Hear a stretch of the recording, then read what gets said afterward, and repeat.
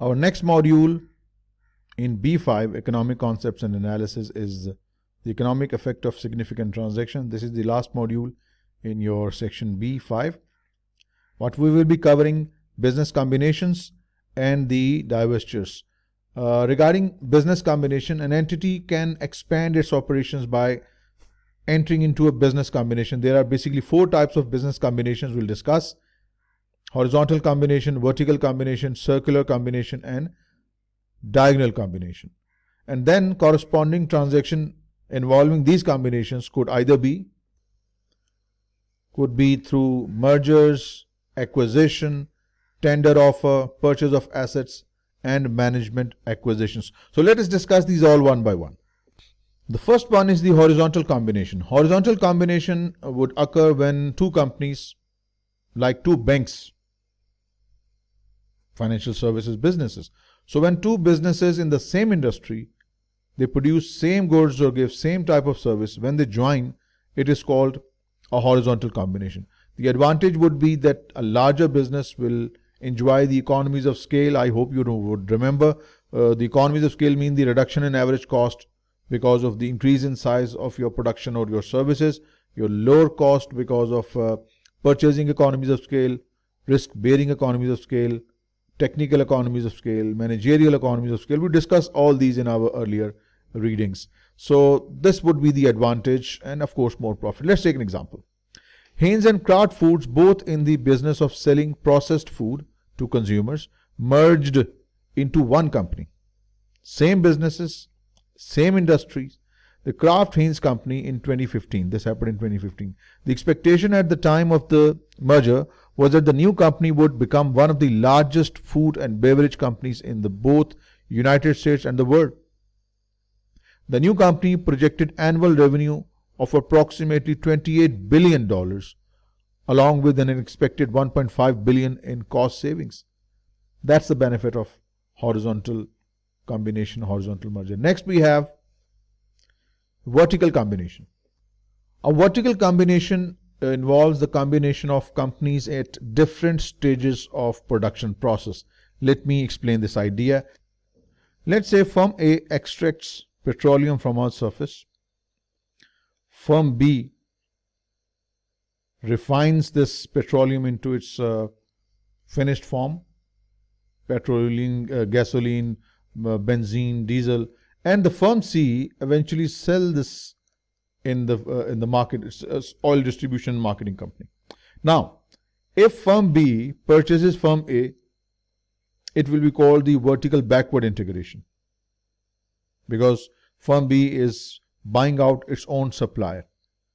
And if the firm B, the oil refinery, purchases firm C, which basically sells oil to the consumers, this will be called the vertical forward integration. Let's take an example. In 1996, the Time Warner Incorporated merged with Turner Broadcasting to create a massive worldwide entertainment conglomerate. This merger provided Time Warner access to many of the basic cable television channels. So it is vertical forward. FTC, the Federal Trade Commission, concerns about the merger's effect on competition in the cable industry kept the deal in limbo for months. So this was a classic example of vertical forward integration. Time Warner, a production company, took on cable television channels, the way to distribute its output to the market. So this was vertical forward. Next we have the circular combination. A circular combination would occur when 2 businesses which are different, they have very little connection with each other, but they come together under single management to reduce cost. This is a classic example. Pharma Incorporated is a leading company in the US pharmaceutical industry. In order to expand its business within its current consumer market and to take advantage of potential cost reductions, it acquires Letson Watson, a company specializing in building residential real estate for adult communities 55 and older. So when 2 different businesses, they join which have relatively remote connections, and they come under the common single management, the centralized management, it would reduce cost. So there will be just one management group over a combined business, and the overall administrative and other operational costs will fall. Then we have the diagonal combination. Diagonal combination would occur when one company combines with another company that provided the first some support or some ancillary service. Like for example, if I am a cement manufacturer, for example, and I need to deliver my output in many cities across the country. So for now, I have been taking services of a shipping company that did the job for me. So if I acquire a shipping company, that will drastically reduce cost for me. So this is it. Diagonal combination will involve when a company combines with another company that provides you the support or ancillary services, just like the shipping in this example. So here is a classic example given. Landbride Farms breeds organic livestock and sells the meat to high-end grocery stores. Fresh Meats Incorporated transports Landbride products to market in refrigerated trucks. See, the Landbride were to merge with Fresh Meats, this would be an example of diagonal combination. Now next we have the different types of transaction for business combination. First one is merger. Let's say there are 2 or 3 firms, maybe A, B and C, they combine and they form a new firm, a larger firm D. A is gone, its share is delisted, finished. B is gone, surrendered, C is gone. ABC combine to form a new firm called D. This is called merger.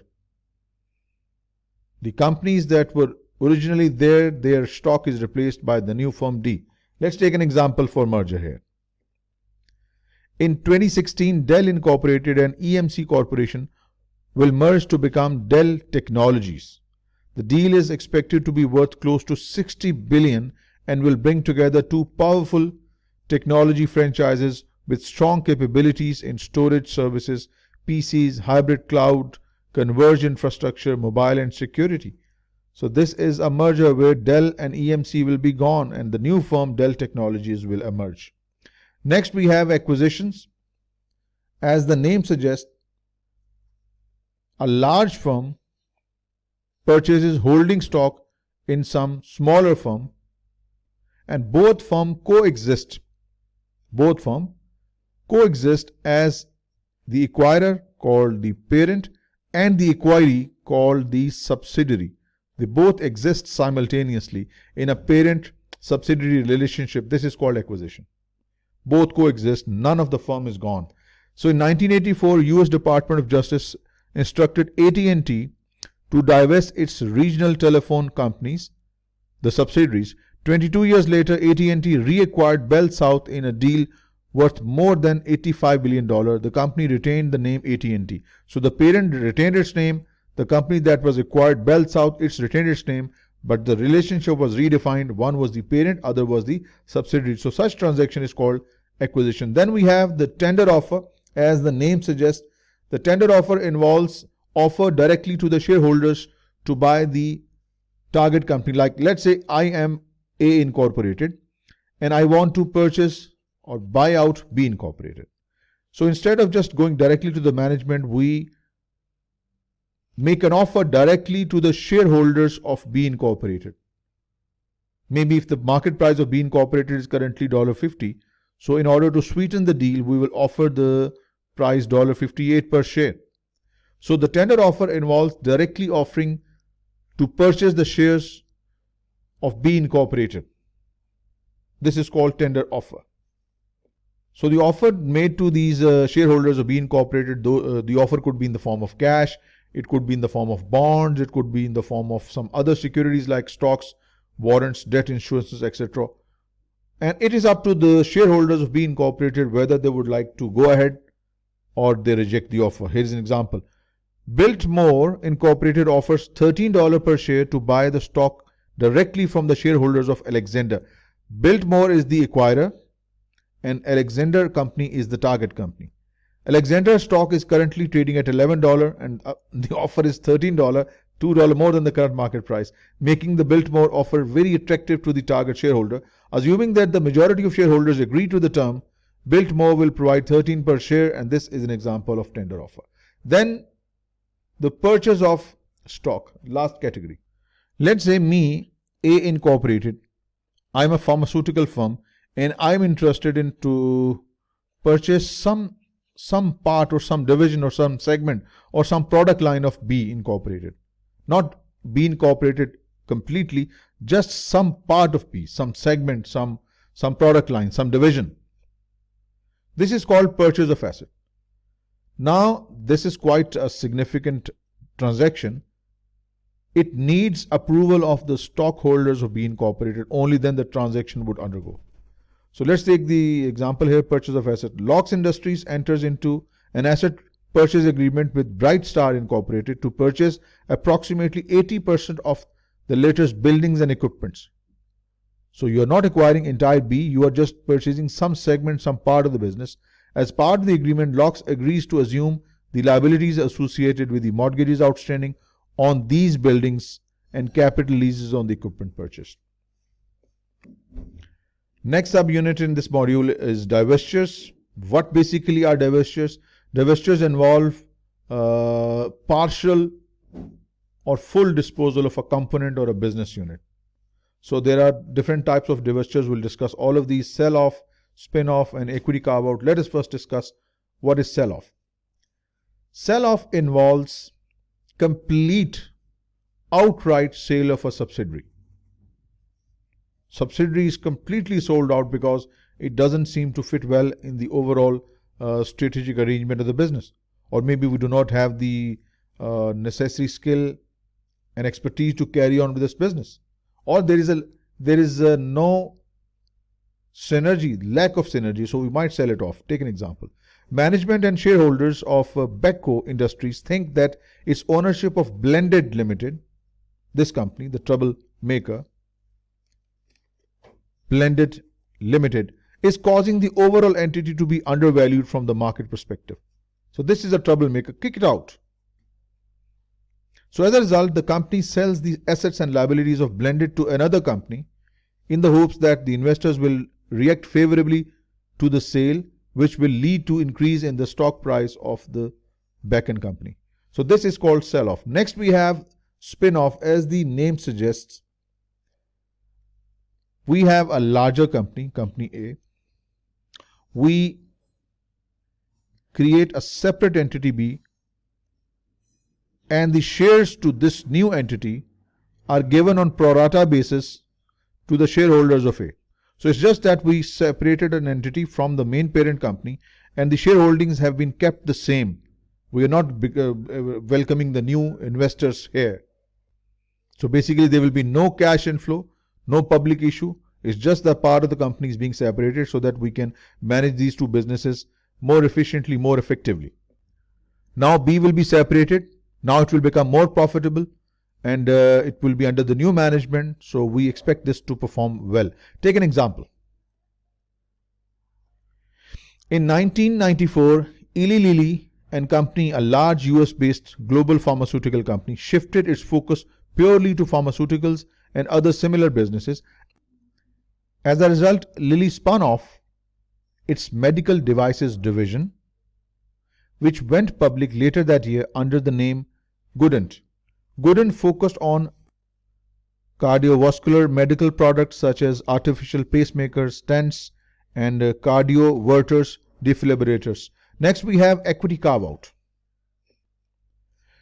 Equity carve-out is somewhat similar to spin-off, but there is a very fine difference you need to know. Let's say this is a large company A Incorporated, and it separated a certain part out of it as B Incorporated and created a new entity, B Incorporated, and its shares are issued to the general public up to 40% and 60% shares are still retained. See, cash inflow will come and we have the controlling interest in B Incorporated as well. So this is what you call the equity carve-out, similar to spin-off, but in this case we have 60% control, 40% new shareholders, money would come in. Take an example.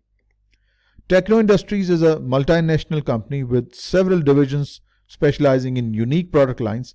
Fearing that Teco is not focusing enough on its core business, management would like to divest one of the company's units. management is interested in both a cash infusion from the divestiture and maintaining some degree of control. So Shell 40 to 50% or 48% shares hold on the majority shares with you. The equity carve out is most likely the choice because it would provide cash while allowing management to retain a controlling interest. So that completes your module 5, economic effect of significant transactions.